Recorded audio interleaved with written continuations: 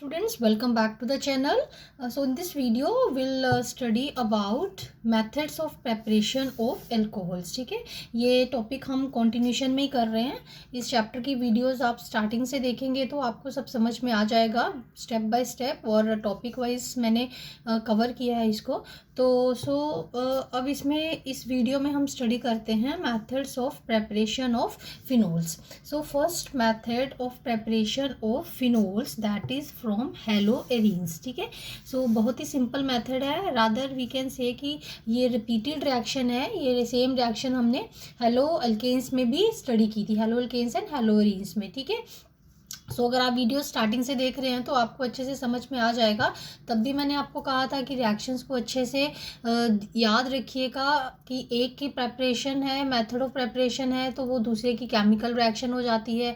सो कोई एक कंपाउंड जो है अगर वो केमिकली कोई पर्टिकुलर रिएक्शन देता है तो मे बी उसका जो प्रोडक्ट है that reaction will be the method of preparation of that product. Fine. So now the first method that is the preparation of alcohol that is from haloarenes, जिसको कि हम DOS process भी कहते हैं. अब इसमें हेलोएरीन और यू कैन से कि chlorobenzene that is made to react with sodium hydroxide. ठीक है, at higher temperature 623 kelvin and 300 atmospheric of pressure. अब क्योंकि इस रिएक्शन में कंडीशन जो है we can say these are the drastic conditions under which this reaction that takes place. What is the reason behind कि ये जो हेलोएरीन है, हेलोएरीन में अगर आपने प्रीवियस वीडियोस हेलो अल्केन्स और हेलोएरीन्स चैप्टर की अच्छे से देखी हैं तो नहीं भी देखी हैं तो ठीक है, याद नहीं भी है तो आप उनको दोबारा से देख सकते हो. तो ये प्लस आर इफ़ेक्ट की वजह से, मैं यहीं पर करके दिखा देती हूँ आपको, प्लस आर इफ़ेक्ट की वजह से इसके पास जो है वो डबल बॉन्ड करेक्टर आ जाता है. यहाँ पर एक छोटा सा मैं स्पीशीज़ इंटरमीडिएट स्पीशीज़ बना देती हूँ. सारी रेजोनेटिंग स्ट्रक्चर्स मैं इसकी नहीं बनाऊंगी. ठीक है, सो और अगर मान लो यहाँ पर डबल बॉन्ड भी है तो डबल बॉन्ड जो है वो यहाँ शिफ्ट हो जाएगी. अभी मैंने यहाँ डबल बॉन्ड बनाई नहीं है, हाइब्रिड फॉर्म में बता दिया मैंने उसको. सो ये आपका ऐसा वाला स्ट्रक्चर बन जाएगा. तो फर्दर आप कंटिन्यू करते जाएं तो ये पूरा जो नेगेटिव चार्ज है वो रिंग में सर्कुलेट होगा.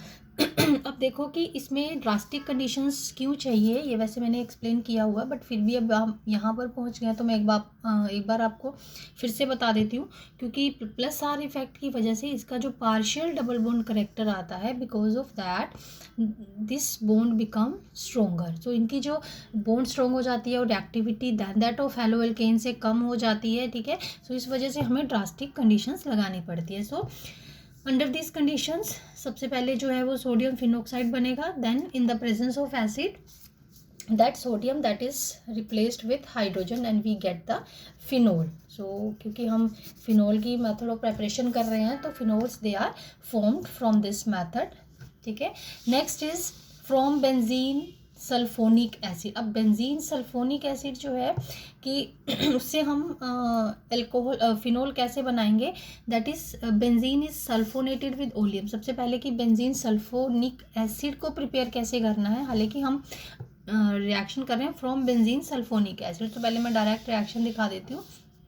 हमें इससे प्रिपेयर करना है फिनोल, लेकिन बेंजीन सल्फोनिक एसिड ये कैसे बनता है ये मैंने आपको इसमें दिखाया हुआ है. सो समटाइम्स व्हाट हैपन्स कि जो कन्वर्जन्स है मे बी कि आपको बेंजीन से फिनोल में आ जाए. ठीक है, then we can start from this step.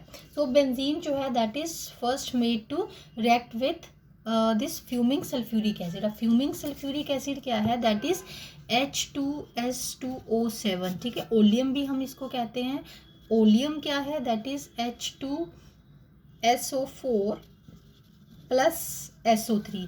जब सल्फर ट्राइऑक्साइड को that is made to dissolve in sulphuric acid, ठीक है, तो हमारे पास बनता है ओलियम. ठीक, इसको हम ओलियम भी कहते हैं और we can say fuming sulphuric acid. So at 353 kelvin sulphonation of benzene that takes place which is benzene sulphonic acid. Fine.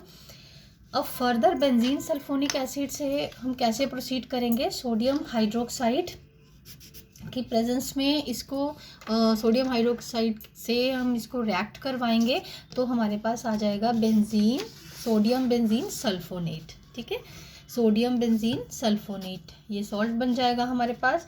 Then further we don't require this, but हमारा मेन फोकस क्या है, to prepare the phenol. Then it is further, क्योंकि sulphuric acid है ही है, ठीक है। So further इसका टेम्परेचर 6 to 3 केल्विन से 623 केल्विन टेम्परेचर पे सोडियम हाइड्रोक्साइड की प्रेजेंस में, then it forms sodium phenoxide. So once this sodium phenoxide that is formed, तो हम इसको वाटर और एसिडिक, यू कैन से एसिड की प्रेजेंस में वाटर से रिएक्ट कर सकते हैं। और दूसरा reagent carbon dioxide in the presence of water, ठीक है। सो मोस्टली ये वाला ज़्यादा यूज़ होता है, बट ऑप्शन में ये भी है, मैंने आपको बता दिया है कि this can also be used at the last step. Then phenol is form. So in this way phenols they are formed from benzene sulphonic acid, ठीक है। एक बार दोबारा से हम देख लेते हैं। बेंजीन को सल्फ्यूरिक एसिड और you can say fuming sulphuric acid से रिएक्ट करवाया, तो हमारे पास क्या बन गया, benzene sulphonic acid. Then it is made to react with base that is sodium hydroxide to form sodium benzene sulphonate like this, ठीक है। Then again further in the presence of sodium hydroxide at high temperature, sodium phenoxide is formed, ठीक है। then in the presence of acid or water, then this sodium that get replaced with hydrogen and we get the phenol, ठीक है। so this was the second method to prepare the phenols.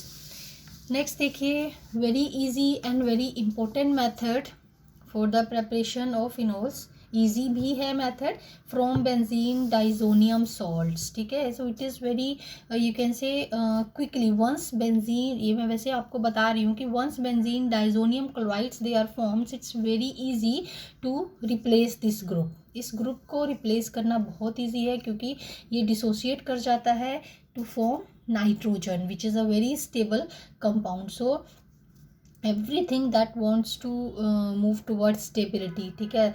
so that HCl is formed, so that's why this group is very easy to remove। तो देखते हैं इसकी हम benzene diazonium salt से इसको phenol को कैसे प्रिपेयर करते हैं।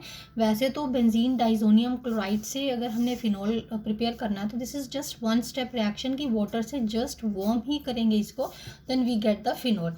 सो लेकिन इससे पहले मैंने ये आपको बताया है इस रिएक्शन में कि बेंजीन डाइजोनियम क्लोराइड्स बनते कैसे हैं, ठीक है। So they are prepared from aniline, this is aniline, L है ये, ठीक है।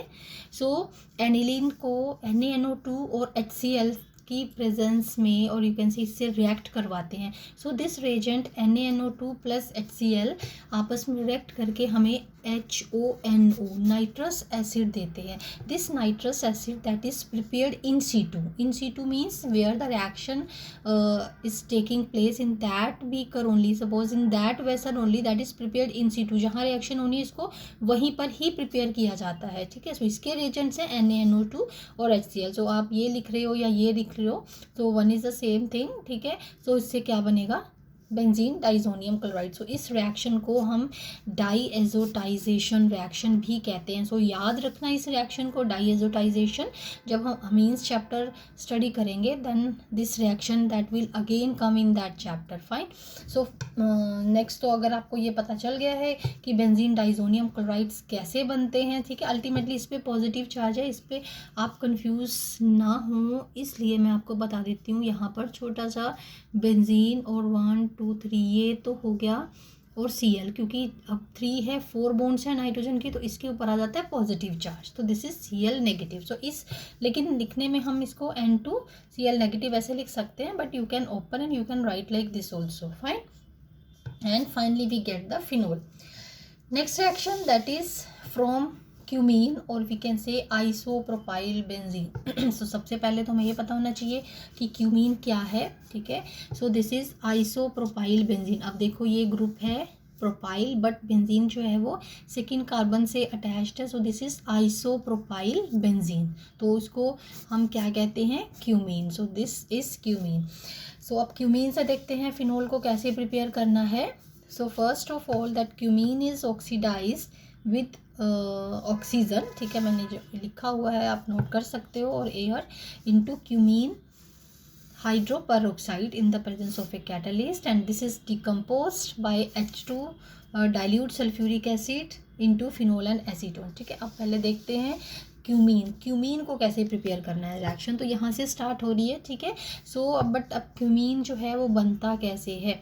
So this is propene and in the presence of anhydrous aluminium chloride Friedel craft alkylation. अब ये फ्रीडल क्राफ्ट अल्काइलेशन है इन the presence of anhydrous aluminium chloride, ठीक है, जो कि इलेक्ट्रोडेफिशिएंट कंपाउंड है। ठीक, सो इसकी प्रेजेंस में alkylation of benzene that takes place. ठीक है, सो दिस इज क्यूमीन। अब फर्दर देखते हैं क्यूमीन से हम फिनोल को कैसे बनाते हैं। सो cumene that is made to oxidized in the presence of oxygen O2 and catalyst 373 Kelvin जो है that is the temperature.